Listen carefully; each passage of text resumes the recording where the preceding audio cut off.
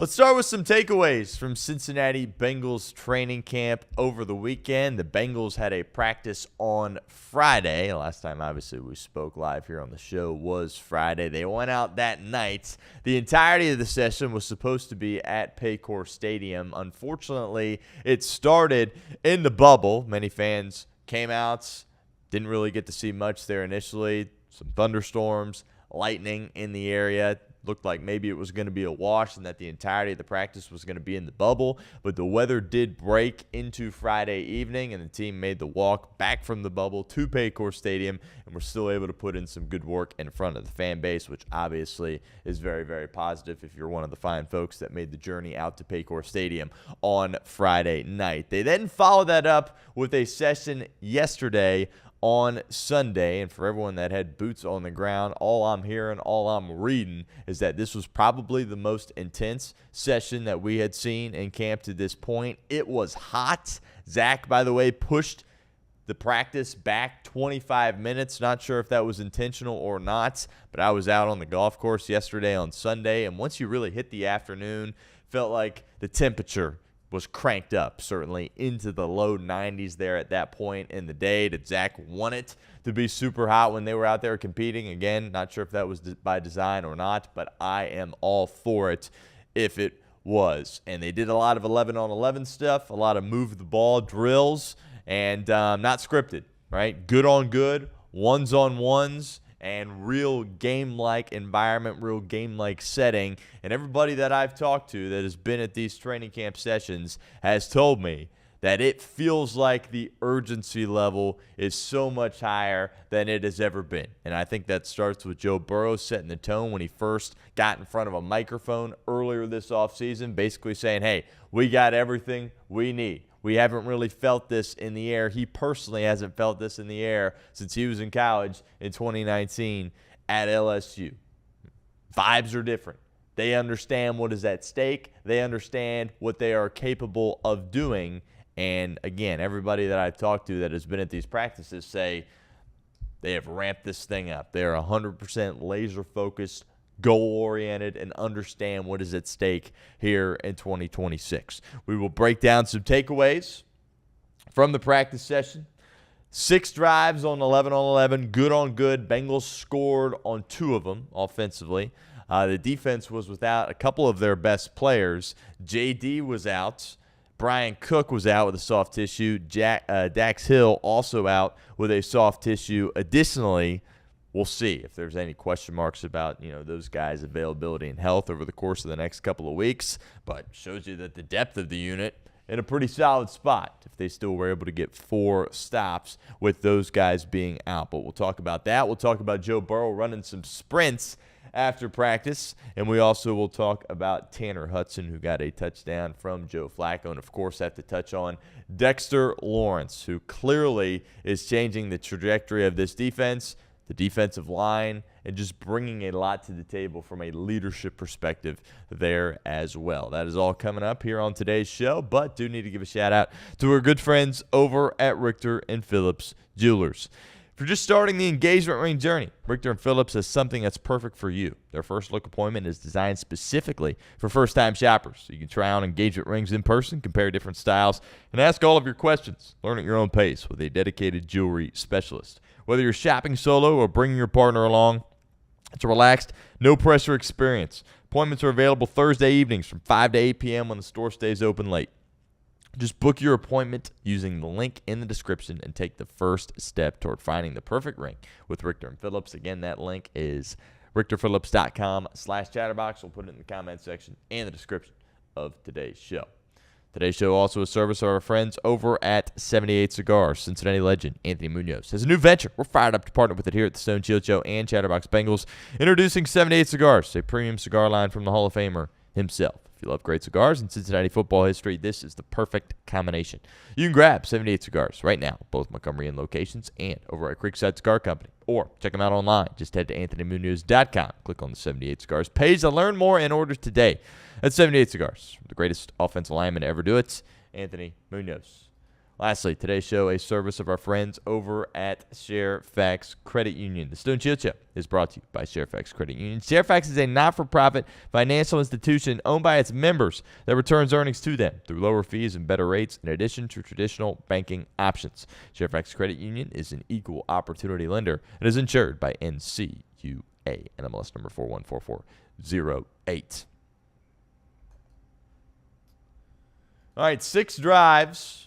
11 on 11 stuff yesterday for the Cincinnati Bengals. 2 of those 6 drives resulted in touchdowns for the offense, one of which going to Andre Osavash, one of which going to Tee Higgins. And I think it was good to see this from the offense. All the reports out of camp the first 6 or 7 days was that the defense really had been dominating and it had been a struggle for Cincinnati. And a lot of that has to do with Dexter Lawrence, what he is able to bring to the table. I was talking with someone yesterday that was at practice that said, yeah, Ted Karras, after the session, looked like he had just went through war. He was incredibly beat up, bruised, bloodied. Why? Because he is out there competing with Dexter Lawrence each and every play.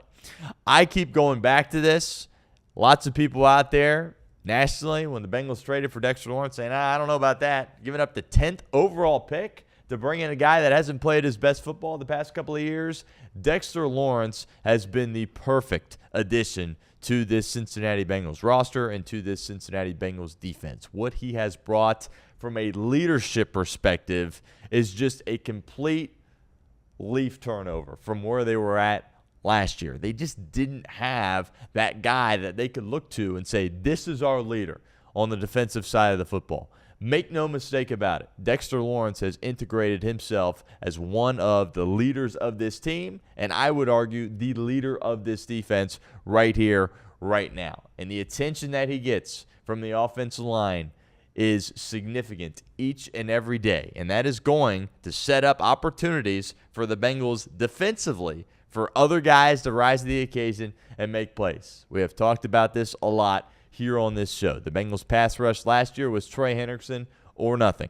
Trey Hendrickson was a really good player. For as critical as I am of Trey Hendrickson, he brought some really good qualities to the Cincinnati Bengals. But did he really make things easier for his teammates? Did he really make guys around him better? My opinion, the answer to that question is no. I don't think that is the case for Dexter Lawrence. One, he commands multiple bodies on him at the same time from an interior perspective that's going to give the guys on the outside opportunities and one-on-one battles and even times where they are unblocked with chances to get to the opposing team's quarterback. Dexter Lawrence being inserted into this lineup for the Bengals is the single most important change that we have seen from last year's team to this year's team. That probably goes without saying, but seeing it live in real time with what he has been able to do for that unit along the defensive line, it is just totally different from what we've seen the past few years. How many times have we looked at this Bengals defensive line and said, this is one of the weaknesses of the ball club? I'm not going to sit here and say that it's, the Seattle Seahawks of last year, and then they're going to wreak havoc all over the place. It's the Houston Texans defensive line. No. But you could make the argument that the defensive line is becoming a strength for this Cincinnati Bengals football team, and obviously that is a very, very positive situation. 2 scores for the offense. Yoshi got 1. T got 1 as well. The one that T got was just prototypical Joe Burrow to Tee Higgins back-shoulder connection, throwing it up to him, giving him an opportunity to make a play. I feel like Tee Higgins has kind of flown under the radar a little bit, which is crazy, but I think it's kind of the reality of the situation. Obviously, Jamar gets a lot of, camera time, and he turns people's heads, obviously, with what he's able to accomplish out there on the field. And Colby Young, rookie out of Georgia, has really surprised some people. There's been, a lot of conversation about the wide receiver 3 battle, right? A lot of conversation about the trenches and the defense and Joe Burrow. Tee Higgins kind of just flying under the radar. Tee Higgins could absolutely have a monster year here in 2026 for the Cincinnati Bengals. He looks healthy. He looks good. He looks strong. He looks physical. And we've seen him flash those skills at practice over the course of the past 6 or 7 sessions, and it's been really impressive to see. Tee Higgins is someone that is flying under the radar, and a Tee Higgins that is flying under the radar is very, very dangerous. And guess what? That's exactly how he would want it. He doesn't need all the attention. That can go to Jamar and Joe, right? He doesn't need all the footballs going his way. But when they do go his way, he will step up, rise to the occasion, and make plays. And that kind of was a reminder yesterday, that back shoulder throw to T in the end zone. I don't know if there's anything more pretty than that with the Cincinnati Bengals offense. I love me some Jamar. I love me some Jamar in the open field, some go balls to Jamar. But the back shoulder fade to Tee Higgins, where he just goes up there and says, I am going to jump up higher than you, and I am going to pluck the ball out of thin air, and Joe Burrow puts it on the money each and every time. That is a patented element to the Cincinnati Bengals offense, and it was beautiful to see yesterday at training camp.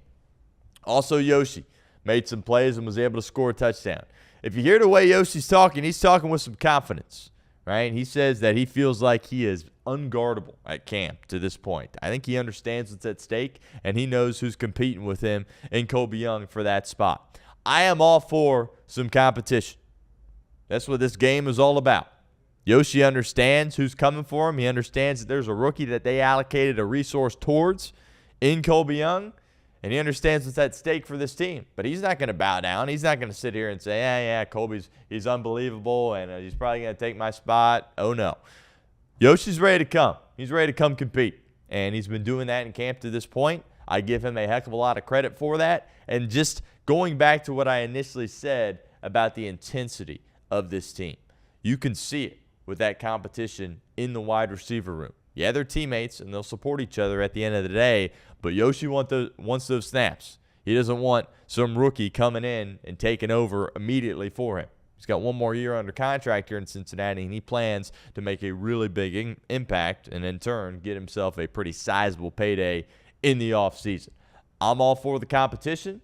I understand Colby Young is the future of this team at that wide receiver 3 spot, but Yoshi has put in a lot of good work over the course of the past couple of years. He's putting in a good camp. He's had a few drops. We get that. We understand it. But I really like the Andre Iosivas that I have seen so far in training camp. Joe Burrow doing some sprints after practice. I'm going to go out here and go on a limb and make this proclamation now here on August 10th. I think this year will be the most mobile Joe Burrow that we have seen, and we are going to see him break his career records when it comes to rushing yards, carries, rushing touchdowns. I believe this is an element to his game that he has really worked on, and I believe it is something that he likes to do out on the football field. For whatever reason, the past couple of years, he hasn't been able to do it, typically because of injuries, right, or bad offensive line play.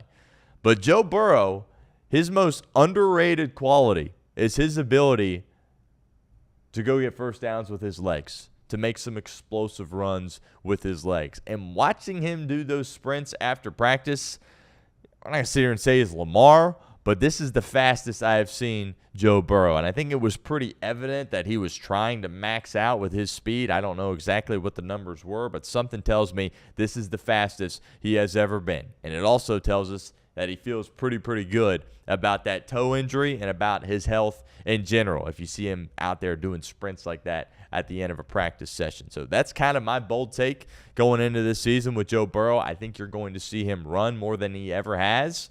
You know, fingers crossed he's able to stay healthy, and we're able to see that. And he's not dealing with some ankle issue he's got to play throughout the majority of the year. But if his lower extremities are healthy, I think you're going to see a mobile Joe Burrow, and I think that is going to catch defenses napping. I don't think other teams expect him to do that, but if you don't account for Joe Burrow in the run game and he's healthy, he is going to take off. And I think there's some opportunities for him to hit some explosive plays, not just with his arm, but with his legs as well. Go look at the clip on social media of him doing some sprints. That looks like the fastest Joe Burrow that we have seen to this point, which obviously is something that is very intriguing when you're talking about the Bengals as an offense kind of taking that next step. We all know what they're capable of doing throwing the ball around. We all know what Chase Brown is capable of doing in the run game. If number 9 is going to be out there running as well, look out. This offense might quite literally be unstoppable. Let's talk about some of the injuries. Got some soft tissue stuff going on for Brian Cook and Dax Hill. The reports have been nothing too crazy. Nothing to be overly worried about if you're the Cincinnati Bengals. I'm a little bit worried, to be completely honest with you. It's a hamstring for Brian Cook, and you're really looking at Brian Cook to be one of those guys that makes this defense significantly better here this year. Just talked about Dexter Lawrence being the most important addition to this defense, but the second most important addition to this defense is Brian Cook. And if you are going to be without Brian Cook for an extended period of time, all of a sudden that safety room looks kind of similar to what it looked like last year. Who would that next safety be? Would Kyle Duggar kind of just drop back there and be out there with Jordan Battle, with P.J. Jules? Ultimately get those reps if Brian Cook, if his absence is going to be extended or not. I am not quite sure, but that would be just absolutely devastating for this Bengals team if Brian Cook was not able to start on the field to begin this year. I look at the safety position last year as the single weakest point of the Bengals team. And I think by adding Brian Cook, that cleans that up pretty significantly. Right? We always talk about, well, if you're going to add to a position, you need multiple guys to, bring some turnover to a particular group. But just Geno Stone out, Brian Cook in, that transcends you from one of quite literally the worst safety duo in the National Football League to all of a sudden you're middle of the pack trending towards the top end when it comes to that safety position. Soft tissue stuff can linger. They're probably being really careful with Brian Cook, but I'll be honest, I am a little bit worried about where he is at with that hamstring injury just because of how important he is to this team, how much they are relying on him to significantly boost that room, and just the nature of soft tissue injuries kind of lingering for multiple weeks and certainly months into a season, sometimes the entirety of a season as well. Dax has been sitting out. DJ Ivey continues to get run with the ones, which I think is really positive, and I think he's really done a nice job. DJ obviously going into his final year on his rookie deal, 7th-round pick out of Miami. We're finally getting a fully healthy DJ Ivey. Had the significant injury year 1. Year 2 started on the pup. Year 3, it was like, all right, he's finally coming back, but it was more of a special teams role. And he's obviously going to play special teams this year for the Cincinnati Bengals. But if you told me that he is that first corner off the bench and he is that first replacement for a DJ Turner or a Dax Hill, I would not be surprised, number one. And I wouldn't have too many issues with that either. Maybe you have some speed concerns with him, but he really has shown some significant improvement. He's made of the right stuff. He's got that will to win. And he goes out there and competes. I think that's what Zach and Al Golden are looking for. And DJ Ivey quietly having a really, really good camp for the Cincinnati Bengals. Lastly, let's talk Tanner Hudson here on the show. Tanner Hudson got a touchdown catch from Joe Flacco at practice yesterday. Obviously wasn't out there with the ones, was out there with Joe Flacco. But Tanner Hudson's interesting because I feel like each and every year we all sit up here and say, hey, you know what, Tanner Hudson might be, on the chopping block this year, might get cut. And year in and year out, he continues to find ways onto the roster. He's now been here for several years with the Cincinnati Bengals. And I think once again, he is going to find himself in a position where he makes this team for the Bengals. Why? Because of the relationship that he has with the quarterbacks. The quarterback room absolutely loves Tanner Hudson. Joe Burrow loves him. He trusts him. And Joe Flacco certainly does as well. Kind of like that receiver, right? He's not going to go out there necessarily and block like a Drew Sample. Maybe he offers a little bit more blocking than a guy like Mike Gesicki. But I think this is a guy that Zach trusts, Joe trusts, that has a great understanding of the system and the offense and what Cincinnati is trying to accomplish on that side of the ball. And, they drafted Jack Andrews out of Texas, and we'll see if there's room for both those guys to make the team. But as camp continues to go on, feels like each and every year we sit here and say, Tanner Hudson probably going to be in a position where he gets cut. Tanner Hudson, he'll probably a practice squad guy. And each and every year, Tanner Hudson says, not so fast, and messes around and makes the team and finds a way to be impactful for this team. I think he gets kind of a bit of a bad rap in the fan base because a lot of people think about Tanner Hudson. They think about the fumble against New England week 1 a couple of years ago. It's like, well, if he doesn't fumble, they win that game. Well, if they win that game, they probably make the playoffs. And who knows, with that offense, maybe they'd have been back in the Super Bowl if they had made the playoffs that season. He's really made some nice plays. He's a good contributor. He understands what they're trying to accomplish. He shows up each and every day with the right mindset. How about the catch he had on Thanksgiving from Joe Burrow in the end zone on Kyle Hamilton, by the way? Unbelievable stuff. And I got to tip my hat to him because I'm guilty of this. Many people out there that are fans of the Bengals are guilty of this as well, kind of treating Tanner Hudson like an afterthought, or it's like, worst case, we have Tanner Hudson out there, but you don't want Tanner Hudson out on the field. Well, there's a reason why he's been able to stick around for this long. Because he's made of the right stuff, he contributes, he's impactful, and he has a great relationship with the quarterback room. What's the old adage? Tight end, quarterback's best friend. I think there's been multiple instances of him being the best friend to a quarterback on this team for the Cincinnati Bengals, and he's really stepped up and done a nice job.